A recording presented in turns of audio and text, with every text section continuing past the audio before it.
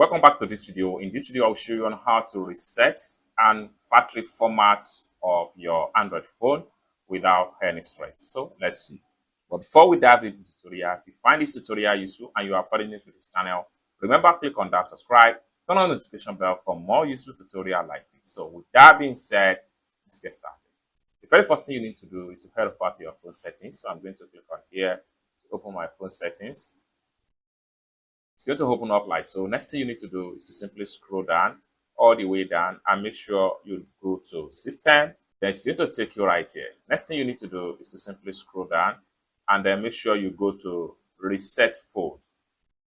Take you right here. Next thing you need to do is to make sure you click on erase all data.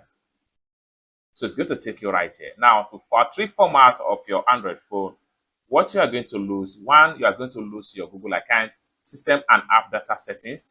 Downloaded apps is going to be lost. Music, photos, and other user data is going to be also deleted permanently. This is because you are trying to format your phone to become a new phone entirely. Most times, this is common when you want to sell your phone or you want to give out your phone. It will be require you to format everything on your phone. And this is some of the reasons why we format our Android phone. And I have shown you the step-by-step on how you get it done in this video.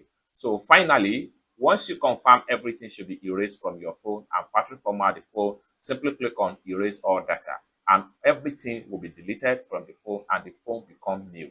It's as simple as that. So basically, this is how to simply factory format your Android phone without any stress.